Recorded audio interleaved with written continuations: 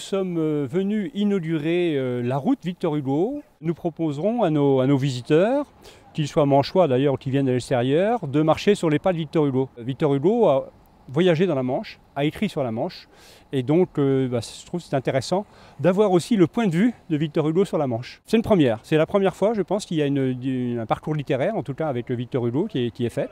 Nous avions déjà initié ce parcours avec Kitem, vous savez que ce dispositif est mis en place par Manche Tourisme. Vous avez l'application qui peut se lire à travers votre téléphone, votre smartphone, hein, et vous avez le système, en fait, le QR code, hein, que tout le monde connaît, et donc Manche Tourisme a créé donc le kit M, qui est le kit Manche, et il suffit de flasher en fait sur ce code, ce QR code, et on vous décline donc l'histoire, enfin les commentaires, les textes.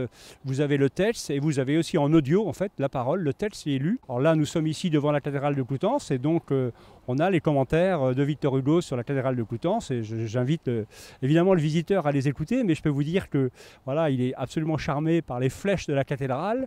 Par contre il a des commentaires un petit peu plus désagréables sur l'intérieur de la cathédrale où l'architecte des bâtiments de France en prend pour son grade à ce moment-là. Donc c'est une invitation au voyage en compagnie d'un guide assez exceptionnel, Victor Hugo, puisqu'il nous a laissé un très grand nombre d'observations dans ses agendas, ses carnets, mais encore et surtout dans la correspondance adressée à sa femme, à ses enfants, et un certain nombre de poèmes ou un certain nombre de romans. Donc vraiment, il y a une invitation au voyage extraordinaire, depuis le Mont-Saint-Michel jusqu'à 40 ans, l'intérieur des terres avec Saint-Lô, et surtout pour Victor Hugo, le bord de mer. Et là donc, il se promène en juin et juillet 36, heureux, très heureux de découvrir le département de la Manche. Le voyage commence à Pontorson, c'est le Mont-Saint-Michel, alors c'est à la fois l'extase évidemment devant cette merveille de l'Occident, et puis c'est également donc des critiques, j'allais dire vulgairement des coups de gueule de Victor Hugo passionnément attachés au patrimoine, quand il voit dans quel état se trouve le Mont-Saint-Michel à l'abandon, et c'est un euphémisme.